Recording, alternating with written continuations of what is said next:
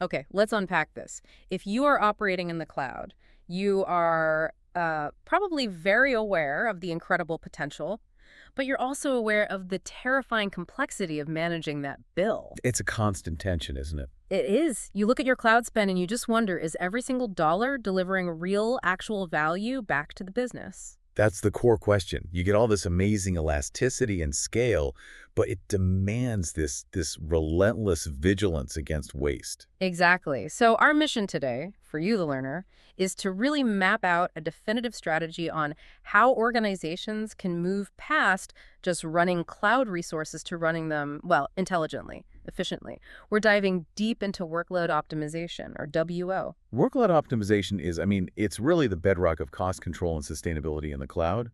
At its core, it's just the practice of making sure resources are properly selected, that they're correctly sized. And only running when they're actually needed. Right. And that they're configured properly, highly utilized. The ultimate goal here is to meet all your functional requirements, performance, availability, all that, at the absolute lowest cost.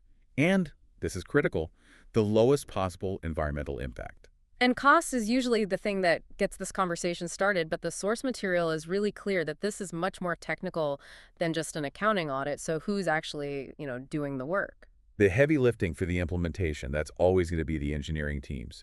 They're the ones writing the code, updating infrastructure, coordinating deployments. But they can't just be working in a vacuum, right? No, not at all. They rely on guidelines and strategic targets that are set collaboratively with FinOps, with product, and other key personas. FinOps is really there to define what to target and why, and then engineering figures out the most effective how. And that partnership has to start with a strong foundation. The sources talk about this crucial setup phase before anyone even touches a line of code. Yes. First, you have to evaluate your workloads for optimization potential. Then you need to determine your value versus risk thresholds. And finally, you define specific targets, your KPIs. If we connect this to the bigger picture, it starts to make sense why this has to be a continuous process. It's not a one-time project you can just check off a list. Not at all. Cloud systems are fundamentally built and released iteratively. The business needs are constantly changing, the customer load evolves, and maybe most importantly, the cloud providers themselves are constantly modernizing their services. That's such a powerful point. I mean, even if you architected something perfectly 12 months ago, there's probably a new, more efficient service available today. Precisely. Continuous observation is required just to ensure you're meeting your performance and quality metrics, but also just to keep pace with innovation. Workload optimization is probably the most widely practiced capability in the entire optimized domain for that reason. It gives you the most options. But pulling those levers isn't free. And this is where it gets really interesting, where organizations have to make some conscious, maybe even painful trade-off decisions. Absolutely. You're forced to balance workload optimization against other factors. You're making very conscious decisions between really four key areas: cost, quality, performance, and environmental impact. So it's never as simple as just save money. Never. Can you give us a real tangible example of that trade-off? Sure. Uh, Imagine a team is thinking about right-sizing a database cluster. They know they could save, say, 30% by moving to a smaller instance size. That's a cost optimization. Okay. But maybe that smaller instance increases the processing latency of their reports from 2 seconds to 6. That's a hit to performance quality. Okay. So the business has to decide, is that 30% saving worth annoying some internal users? Or maybe they should optimize for environmental impact instead, even if it costs 5% more. So the FinOps team, in this context, isn't just pointing at something and saying that's too expensive. They're providing this strategic map that outlines what's an acceptable risk. Correct. While engineering is focused on the implementation, the FinOps team is key to developing that strategic plan. They highlight which resources to prioritize, and they set the thresholds. Yeah. That way, engineers don't waste, days of work trying to optimize a resource that only costs $10 a month. Right, they can focus on the $10,000 resource instead. Exactly. So that clarifies the why and the who. Let's get into the how.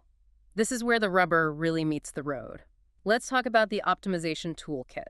The sources lay out a whole range of tactical options. Right, starting with the low-hanging fruit, waste reduction. This is just removing resources that were created but are, no longer being used, forgotten infrastructure. Everyone has that 3-year-old sandbox environment or a pile of stranded storage volumes from some old project.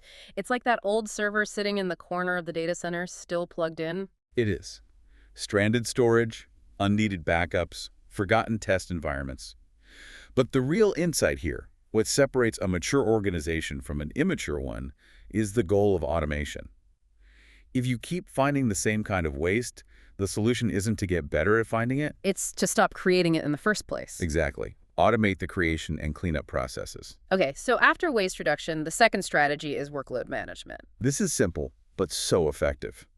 Resources should only be running when the workload actually requires them. It sounds obvious, but it's often overlooked, right? Especially in non-production environments. Yes, this is usually solved with scheduling, start and stop times. And the sources really emphasize that pre-production resources, dev, staging, QA, are the biggest targets.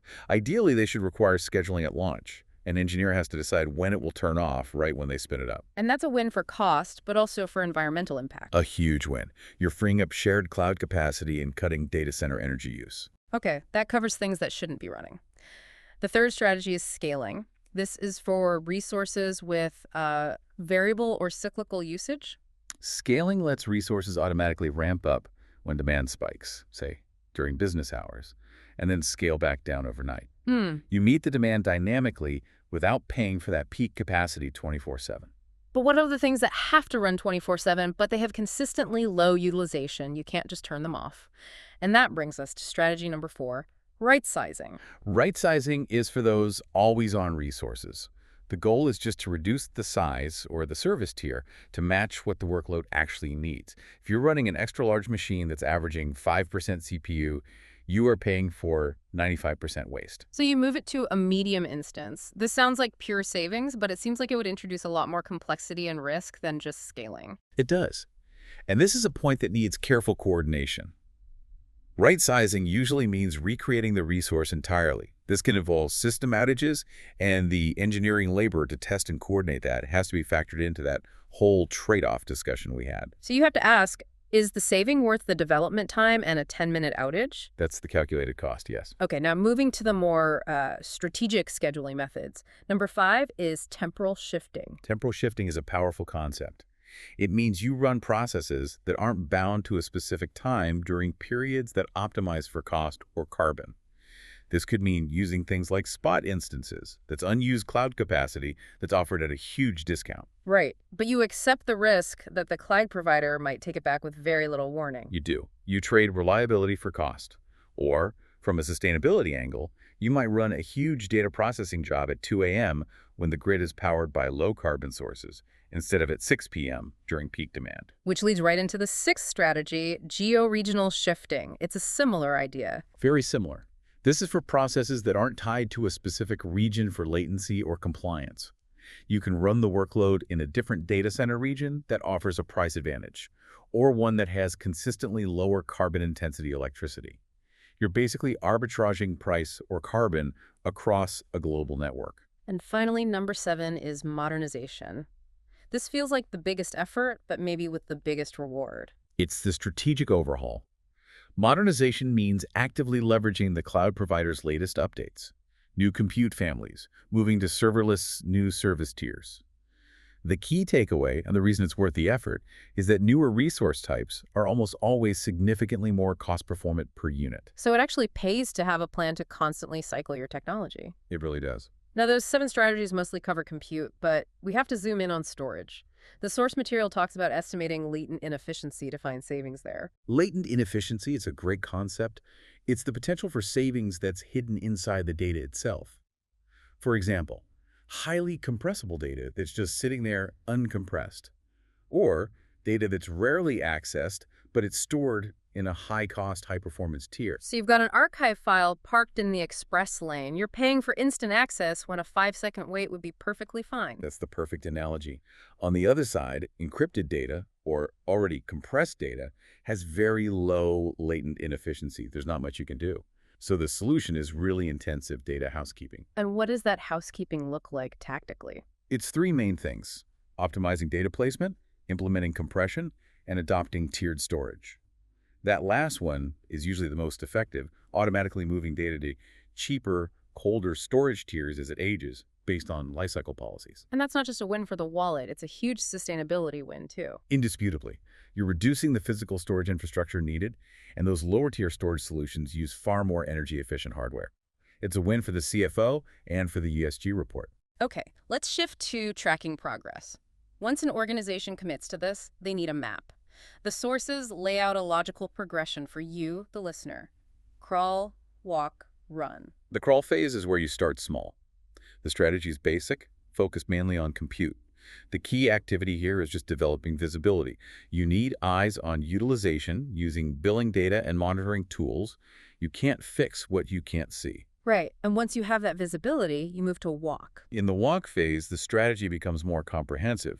You're differentiating your approach for different resource types, and critically, you gain the ability to estimate the total cost of a change. You can actually quantify it. Yes, you can say this will save $5,000 a month, but it will cost 50 hours of engineering work and a 30-minute outage.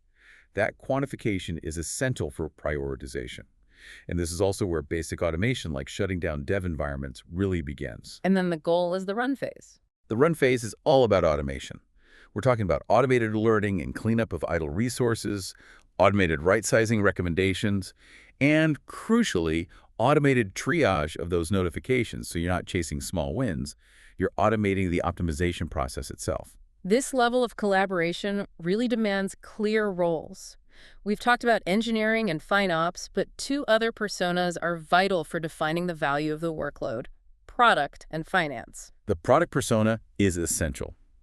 They define the service KPIs, what matters to the customer. They provide the demand forecasts and usage patterns. They also set the big business goals, like reduce our affected storage rate by 20% or achieve 99.99% availability. They're the voice of the business. And the finance persona is the accountability partner, grounding it all in dollars and cents. Exactly. They create the reporting to track the financial impact of these inefficiencies. They partner with engineering to set the budgetary targets. This makes sure that when an engineer right-sizes something, they're optimizing toward a number that actually moves the needle for the organization. For those of you tracking your success, the sources give some really specific, memorable KPIs. These are tangible targets that separate, the walk phase from the run phase. They are, and they're not just pulled out of thin air. They represent challenging but realistic goals.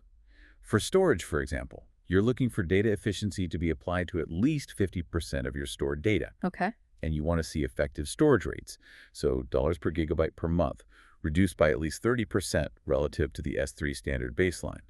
That 30% reduction proves your tiering strategies are working. But I think maybe the most powerful measure you can apply is the shift toward unit economics. This is how you really elevate the conversation. Unit economics means measuring your cost or your carbon emissions per unit of work. So instead of just tracking your total compute bill, you're tracking the cost per active customer, or the cost per transaction. So you move beyond knowing your cloud bill is $1 million to knowing that it costs you 50 cents to serve each customer. And you understand how every single optimization affects that 50-cent unit cost. It links technical efficiency directly to business value. It lets you ask the really important questions like, are we making more than 50 cents back from that customer? If not, the problem is bigger than just inefficiency. So what does this all mean? The core of workload optimization is, it's incredibly nuanced. It's about moving beyond what's just technically possible to optimize. It's about aligning the effort, the labor, the risk, the development time against the actual savings and business value. That decision, to act or to delay, that's the crucial challenge. The source material points out that sometimes that extra expense is entirely worth the value the resources create. Or, conversely, you might lower performance expectations to dramatically improve cost. And this raises an important question for you, the learner, to explore. How do organizations consistently estimate the nebulous, often subjective business value created by resources that are technically inefficient? And how is that quantified value factored into the decision to delay or skip optimization efforts entirely? The ability to quantify that value is really what defines maturity in the cloud.